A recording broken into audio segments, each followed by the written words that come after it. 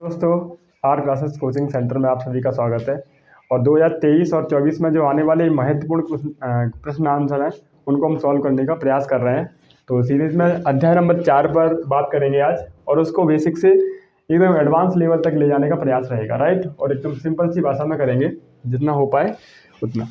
देखेंगे पहले आप, सबसे पहले इसमें आता है, पाठ का नाम क्या है, गतिमान आवेश और चुंबकत्व।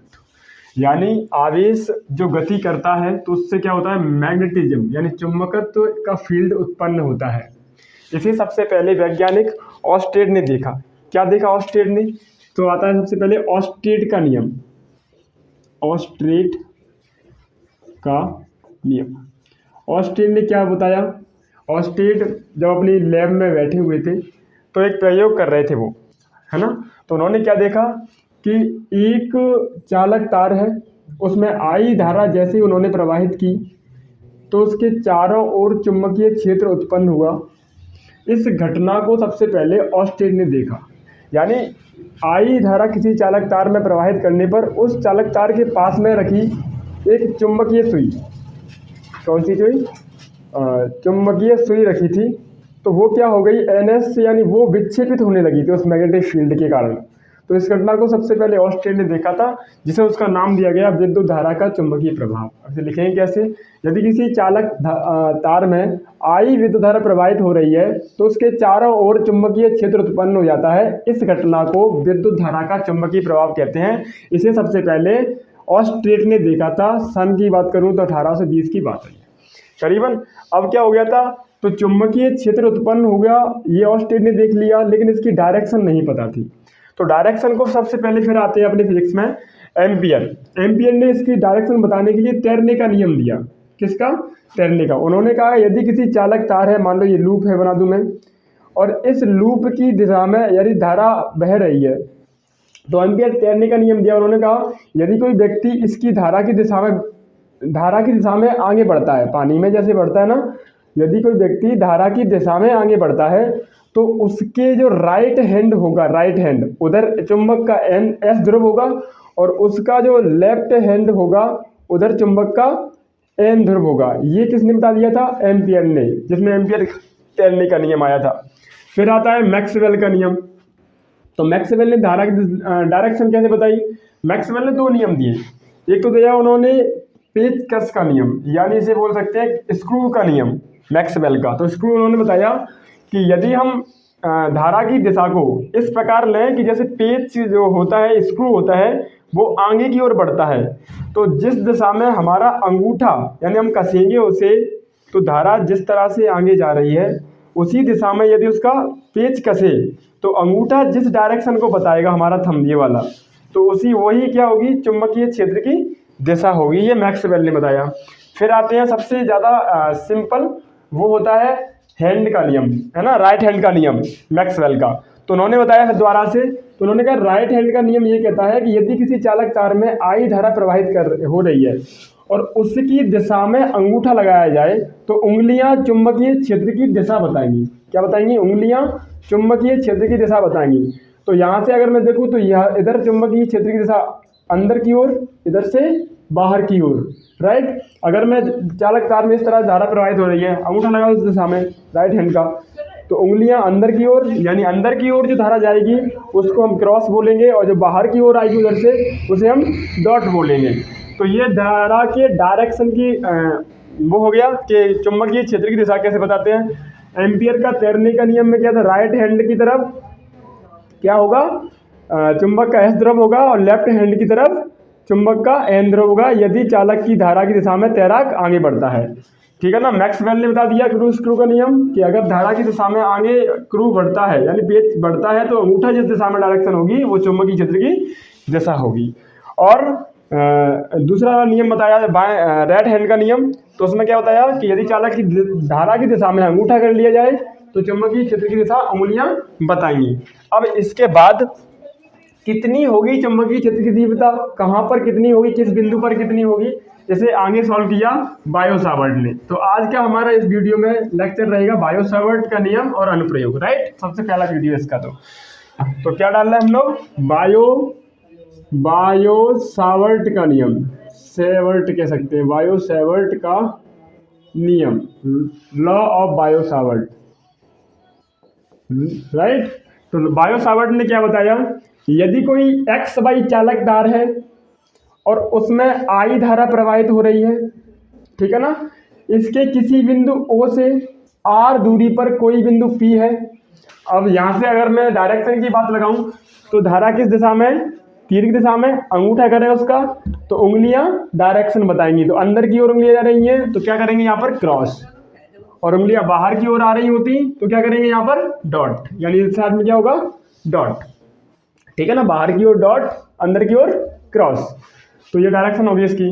तो उन्होंने कहा कि यदि किसी चालक एक्स वाई में आई धारा प्रवाहित की जाए, उसके किसी मध्य बिंदु ओ से आर या डी दूरी, मान लो आर दूरी पर कोई बिंदु पी है जहां हमें चुंबकीय क्षेत्र की तीव्रता निकालनी है, तो उन्होंने बायो सावर्ट ने अल्पांश के कारण निकाली। मान लिया कि कोई चालक तार का एक अल्पांश ए बी है, यहाँ मान लिया ये कोई अल्पांश है, डी एल अल्पांश है, ये वाला अल्पांश ले लिया डी एल, और डी एल अल्पांश और दूरी के बीच में बनने वाला कोण थीटा है।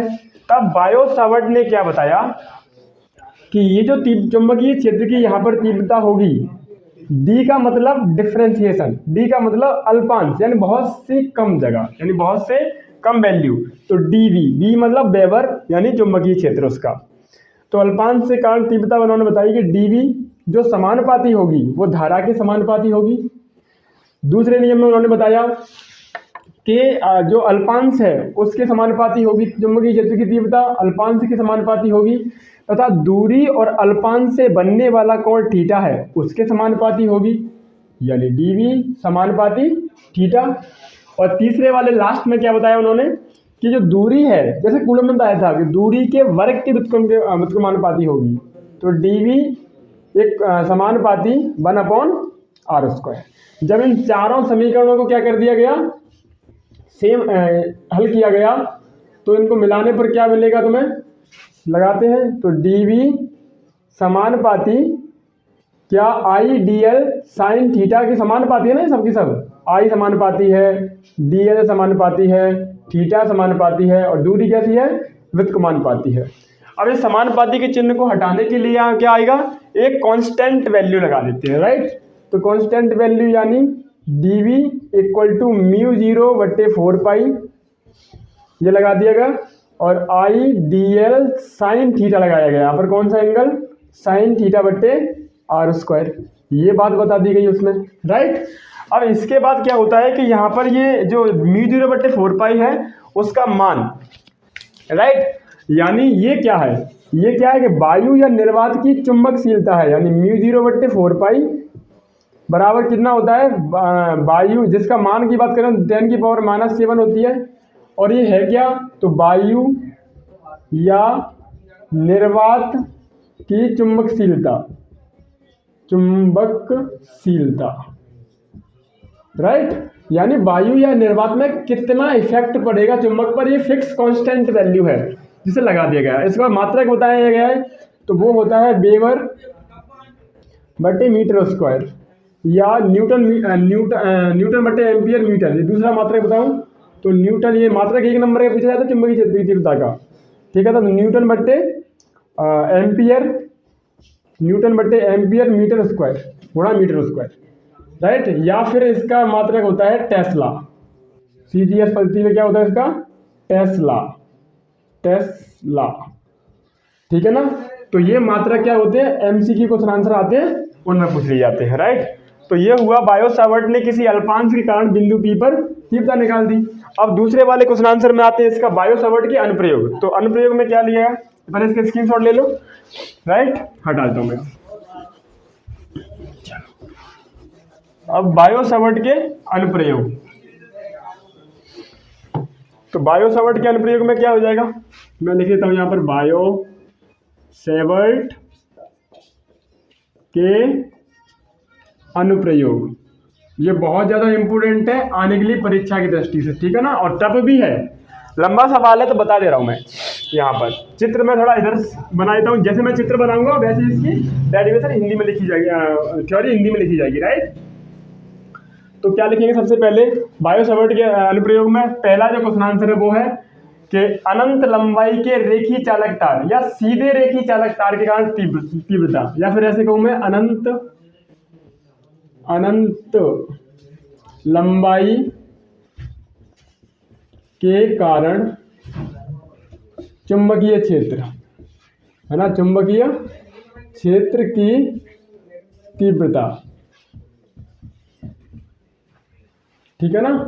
अनंत लंबाई के कारण चुंबकीय क्षेत्र की तीव्रता किसी बिंदु पर निकालनी है बायो सावर्ट के नियम से। तो कैसे निकालेंगे, जैसे मैं इसकी थ्योरी में चित्र बना रहा हूँ वैसे ही थ्योरी होगी, और नोट्स वैसे पीडीएफ डिस्क्रिप्शन में मिल जाएगा आगे चल के, ठीक है। तो माना एक्स वाई तार की कोई लंबाई है, ठीक है, एक्स वाई तार की क्या है, कोई लंबाई है, इसमें आई धारा प्रवाहित हो रही है तीर की दिशा में, दूसरी लाइन लिखेंगे। इसके मध्य बिंदु ओ से, या कहीं भी लगा लो, ओ बिंदु से कोई डी दूरी पर, ये दूरी अपनी मन की मानी जाती है, डी पी वाई एक्स, किसी भी कहीं भी बुक में अलग अलग मान लेते हैं। मध्य बिंदु डी से कोई बिंदु पी है। अब यहाँ पर बताओ मुझे क्रॉस लगेगा या डॉट लगेगा, यानी अंदर की ओर देगा, अंगूठा करें धार चालक में बहने वाली धारा की ओर अंगूठा करें, तो उंगलियां क्या बता रही हैं, दिशा, अंदर की ओर या बाहर की ओर, अंदर की ओर सर, तो क्या करेंगे क्रॉस, अंदर की ओर है क्रॉस। कोई बिंदु P है जहां पर हमें क्या निकालनी है, चुंबकीय क्षेत्र की तीव्रता की गणना करनी है, dV इक्वल टू निकालना है, राइट। तो अब बायो सावर्ट के नियम से निकालेंगे, पहले एक अल्पांश के कारण फिर उसका समाकलन कर देंगे, तो क्या आ जाएगा, पूरे एक्स वाई तारे कारण निकाल देंगे। और जब अनंत पूछेगा तो इस तार की लंबाई को यानी एंगल को बदल देंगे, तो अनंत की लंबाई निकाल लेंगे स्टेप बाय स्टेप। तो सबसे पहले बायो सावर्ट के नियम से लगाते हैं अल्पांश के कारण। तो मान लिया कोई एक अल्पांश ए बी है, क्या है, ए बी कोई एक अल्पांश है, इससे पी बिंदु की, ये हिंदी में लिखेंगे सब कुछ, इससे पी बिंदु की दूरी कितनी है, इससे पी बिंदु की दूरी है वो आर है, ठीक है ना। अब ये अल्पांश की जो लंबाई है वो dl है, अल्पांश ये बार बार लेते हैं, dl लंबाई का अल्पांश है, जिसकी बिंदु पी से दूरी कितनी है, r दूरी है, अरे ये क्या कर दिया, r दूरी है, ठीक है ना यहाँ से।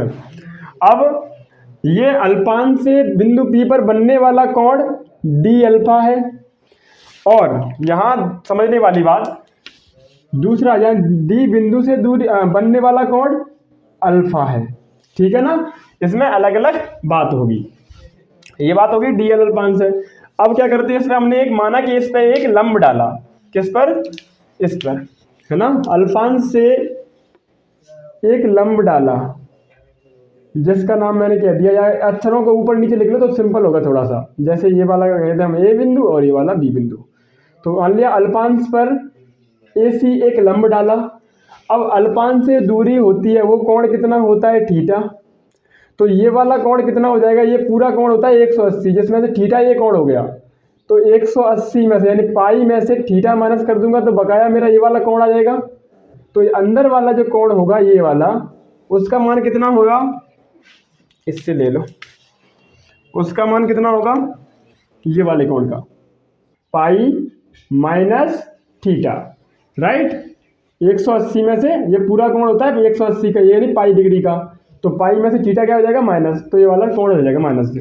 अब इसमें क्या करना है हमें, यहाँ से सबसे पहले इस त्रिभुज में से AC का मान निकालना है, दूसरे वाले ट्रायंगल में से फिर AC का मान निकालना है। स्टेप बता रहा हूँ इसके, यहाँ पेपर मत कर देना, नंबर 2 नंबर 3 डाल दो, और दोनों AC के मान को तुलना कर देंगे।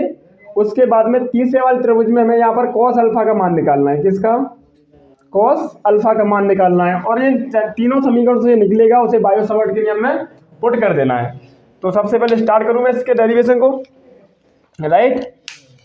तो क्या हो जाएगा यहाँ से, त्रिभुज, यहाँ से गणना करते हैं इसकी। अब गणना में क्या हो जाएगा, यहाँ से लेते हैं समकोण त्रिभुज, कौन सा वाला, समकोण त्रिभुज ABC में, समकोण त्रिभुज ABC में क्या निकालेंगे, ये वाला angle sine pi minus theta, तो यहाँ से करेंगे sine pi minus theta equal to क्या होगा, लंब बट्टे क्या होता है साइन थीटा का मान, लंब बट्टे कर्ण, तो लंब यानी ये रहा थीटा के सामने वाला, यानी इसमें बनना है कोण 90 डिग्री का। तो सम नंबर यानी ए सी बट्टे में कर्ण की लंबाई यानी ये वाला डी एल। डी एल का मतलब मैं कह सकता हूँ यहाँ पर ए बी, अभी भर देंगे। और साइन पाई माइनस थीटा होता है साइन थीटा इक्वल टू, तो ये कितना हो जाएगा इधर ए सी बटे में डी एल। यानी ए सी का मान यहाँ से निकालूं तो ए सी इक्वल टू कितना निकलेगा, डी एल मल्टीपल होगा इधर जाके, तो डी एल साइन थीटा। ये ए सी की वैल्यू आ गई एक। इसके बाद मैंने कहा दूसरा ट्रायंगल में क्या निकालेंगे, फिर से ए सी की वैल्यू निकालेंगे दूसरे वाले ट्रायंगल में स्टेप बाय स्टेप। तो इसे समीकरण 1 मान सकते हैं। तो समकोण त्रिभुज पुनः समकोण त्रिभुज, ये वाला सवाल क्या अनुप्रयोग बड़ा है थोड़ा सा। समकोण त्रिभुज कौन से वाले मिलेंगे, ए सी पी में, दूसरा वाला ट्रायंगल ए सी पी में। अब इसमें क्या कौन सा वाला कोण दिया है, डी अल्फा, तो हम कहेंगे sine d alpha equal to क्या हो जाएगा, लंब बट्टे कर्ण। अब इसमें देखना ये वाला जब लंब है तो ये वाला कर्ण होगा, इसमें दोनों की भुजा एक सी है, यानी ये वाली भुजा क्या है आर, और आर दूरी पर ली गई है दोनों भुजा, तो कोई भी रख लो यहाँ से, है ना। तो साइन डी अल्फा यानी इक्वल टू क्या हो जाएगा आर, यानी लंब का मतलब हो जाएगा ए सी, और बट्टे में कर्ण का मतलब चाहे ये ले लो चाहे ये ले लो, दोनों की वैल्यू डी अल्फा में क्या है समान है। तो मैं डायरेक्ट रख दूं यहाँ पर ए सी या आर रख दूं, ठीक है ना। और साइन डी अल्फा बहुत छोटा कोण है तो इसे केवल डी अल्फा लिखेंगे, यानी d alpha equal to a c upon r. तो ए सी बराबर निकाल के तुलना कर देंगे इससे, तो ए सी बराबर कितना निकलेगा यहाँ से आर, इसका मल्टीपल होगा इधर आर डी अल्फा। तो ये भी ए सी बराबर आ गया समीकरण 2, और वो भी ए सी बराबर आ गया, है ना। तो क्या करेंगे दोनों समीकरणों की तुलना कर देंगे, समीकरण 1 और 2 से। समीकरण 1 और 2 से क्या हो जाएगा, ए सी बराबर ये भी है, ए सी बराबर ये भी है, तुलना करेंगे से तुलना करने पर तो क्या हो जाएगा यहाँ से d l sine theta equal to कितना आ जाएगा इधर आर डी अल्फा, है ना। क्योंकि बायो सावर्ट में जो जो नियम आते हैं उनकी जगह पर हमें भरनी है वैल्यू। अब मैंने क्या कहा था, तीसरा वाला ट्रायंगल कौन सा लेंगे, ये वाला ट्रायंगल, ठीक है ना। तो तीसरे वाले ट्रायंगल में क्या करेंगे, माना समकोण त्रिभुज, अब समकोण त्रिभुज कौन से वाले में, ए पी ओ में, ए पी ओ में क्या किसका मान निकालना है, कॉस अल्फा का। तो कॉस अल्फा का मान क्यों निकालेंगे, देखना कॉस अल्फा इक्वल टू कैसे निकालेंगे, कॉस का मान होता है आधार बट्टे कर्ण, तो आधार ये रहा डी, और कर्ण कौन सा हो जाएगा, यानी ये दूरी क्या है सेम है आर हो जाएगी, तो यहाँ से कह देंगे डी बट्टे आर। और बायो सावर्ट के नियम में 1/r² आता है नीचे, तो कह सकते हैं क्या यहाँ पर कॉस आर इक्वल टू, मैं डी निकाल लूँ तो इक्वल टू क्या आ जाएगा यहाँ से 1/r। तो ये समीकरण नंबर मेरा कौन सा हो जाएगा 3, या इसे समीकरण 3 का नाम दे दो तो उसको 4 दे देना। समीकरण अपने हिसाब से दे सकते हैं, कितना भी कोई दिक्कत नहीं है यहाँ से, ठीक है। समीकरण अपने हिसाब से बना सकते हैं। अब ये चारों जो मान आ गए मेरे पास, ये भी मान आ गया, ये भी मान आ गया, इसको क्या करेंगे बायो सावर्ट के नियम में भर देंगे यहाँ से, तब यहाँ से इधर सॉल्व करना। तो बायो सावर्ट के नियम से, बायो सावर्ट के नियम से, सावर्ट के नियम से, बायो सावर्ट का नियम क्या था, किसी अल्पांश से कारण तीव्रता, तो d v equal to mu 0/4 pi I d l sine theta बट्टे में कितना r², ठीक है ना। तो डी एल की वैल्यू भर दो यहाँ से r², क्या डी एल का मान भर देंगे यहाँ से समीकरण 3 से, यहाँ लिख भी सकते हैं। तो d v equal to mu 0/4 pi I d l का मान कितना हो जाएगा यहाँ से, डी एल का मान कहाँ दिया है समीकरण 3 में, d l sine theta equal to r d alpha, तो मैं इसकी जगह लिख दूंगा आर डी अल्फा, राइट। और बट्टे में क्या r², उस स्क्वायर से फिनिश हो जाएगा। यहाँ कह भी सकते हैं क्या, ध्यान रखने के लिए समीकरण 3 से, समीकरण कितने से 3 से कोष्टक में समझने के लिए, राइट। तो अब यहाँ 1/r बचेगा, यानी d v equal to mu 0/4 pi I into d alpha बटे में आर। और 1/r, इसमें क्या आ रहा है 1/r, 1/r की वैल्यू कितनी है cos अल्फा अपॉन डी। तो इसका यहाँ मान रख दूंगा मैं अगले वाले में। तो डी वी इक्वल टू μ0/4 आई कितनी वैल्यू 1/r दी वैल्यू, यानी cos अल्फा और डी अल्फा बटे में डी, cos अल्फा बटे डी किसकी जगह पे 1/r की जगह पे, ठीक है ना। तो ये क्या हो गई, किसी अल्पांश के कारण बिंदु P पर तीव्रता है। तार में अनंत लंबाई पूछी है, वहां तक पहुंचना है सवाल में, है ना। तो मान लिया अब हम निकालते हैं इसका क्या, एक्स वाई तार के कारण तीव्रता, है ना। बिंदु P पर एक्स वाई तार के कारण तीव्रता, तो ये कितना होगा, यहाँ से d है ना। तो एक्स वाई तार के कारण निकालेंगे तो b जो है ना, इसको लिखने के लिए वी एक्स वाई समझने के लिए कर दिया मैंने, राइट।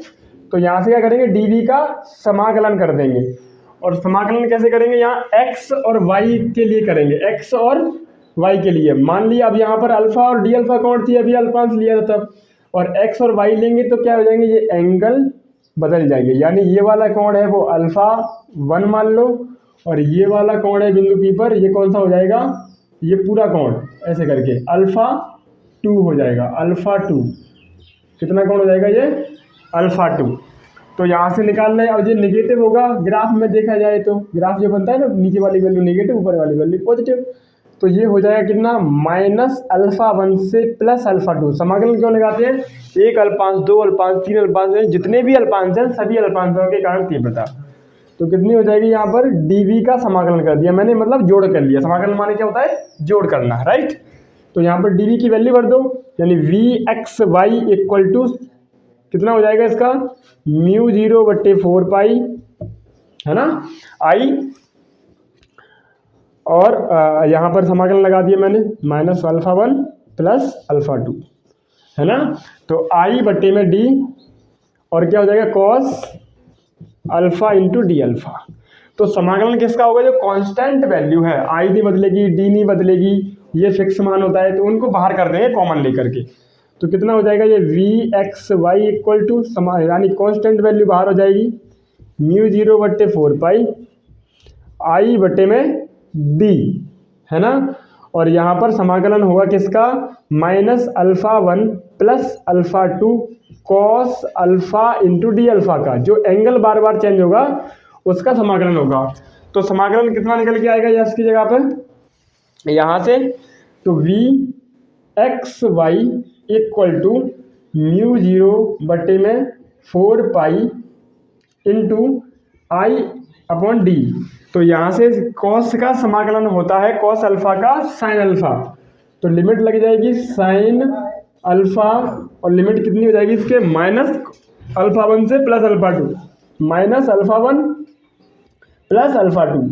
और लिमिट कैसे ओपन करते हैं, पहले इसका मल्टीपल फिर माइनस लगाकर इसका मल्टीपल, यानी लिमिट ओपन कर देंगे तो -xy equal to μ0/4 I upon D, limit open करो, माइनस के sin α2, और माइनस लगती है लिमिट को लगाते तब, तो माइनस और माइनस का ये है, तो -sin α1, तो माइनस माइनस से क्या हो जाएगा, ये माइनस प्लस हो जाएगा। यानी इसको ऐसे भी लिखा जा सकता है कि vxy इक्वल टू μ0/4 आई बटे डी, यानी इसको ऐसे लिखे sin α1 को आगे प्लस के हो गए ना, और प्लस अल्फा sin α2। तो ये किसके कारण तीव्रता हो गई, एक्स वाई तार के कारण किसी बिंदु पर तीव्रता। अब सवाल में क्या पूछी गई है, अनंत लंबाई के कारण। यदि इस चालक तार की मान लो लंबाई इनफाइनाइट है, अनंत है, आगे भी ऐसे करके इनफाइनाइट है, तो ये α1 और α2 एंगल कैसे हो जाएंगे, 19, है ना। तो मैं इसको यहाँ सॉल्व करूँ, इसको 1 मिनट पहले इसका स्क्रीनशॉट ले लो, आप लिख लो पहले से, राइट, लिख लिया। चलो तो मैं इसे यहाँ पर सॉल्व कर दूँ आगे जाकर के। देखो इसमें क्या कि यदि अनंत लंबाई का तीव्रता है ना, तार की लंबाई कैसी है, अनंत है, अनंत है, अनंत लंबाई का तार है, लंबाई का तार है, तब तब क्या होगा, अल्फ़ा 1 और अल्फ़ा 2 कितने हो जाएंगे, 90 डिग्री हो जाएंगे। यानी अल्फ़ा 1 का मान कैसे हो जाएगा, घूमते घूमते 90 डिग्री, और अल्फ़ा 2 का यानी इसके दोनों का मान कैसे हो जाएंगे, 90 डिग्री पे। तो यानी इनका मान 90 और उसका मान 90 भरेंगे इसमें, तब क्या होगा कि वी इन्फिनिट यानी अनंत तार के कारण म्यू 0/4 पाई आई बटे में डी, और यहाँ पर करेंगे साइन 90 डिग्री अल्फ़ा का मान प्लस साइन 90 डिग्री। तो साइन 90 का मान होता है 1 और 1 कितना हो जाएगा, 1 और 1 2। तो v infinite equal to mu 0/4 pi I बटे में डी, और इसका 2 का मल्टीपल हो जाएगा या 2। तो ये क्या हो गई, अनंत लंबाई के रेखी चालक तार के कारण किसी बिंदु पर तीव्रता। तो इसका मात्रा क्या होता है, वेबर बटे मीटर स्क्वायर, या फिर न्यूटन बटे में एम्पियर इंटू मीटर स्क्वायर, या फिर एक और होता है टेस्ला। क्या नाम होता है इसका, टेस्ला। अगर मात्रक नहीं लिखा तो 1 नंबर लॉस हो जाएगा। ये हमने देखा आज इस वीडियो में बायो सावर्ट का नियम, बायो सावर्ट के नियम का अनुप्रयोग, और जो गतिमान आवेश चुंबकत्व की जो ऑस्टेट का नियम देखा, और उसमें धारा निकालने का, डायरेक्शन देखने का नियम सीखा। आगे इस कंटिन्यू फिर बढ़ते हैं, अगली वीडियो में फिर मिलेंगे, राइट। तब तक के लिए बाय।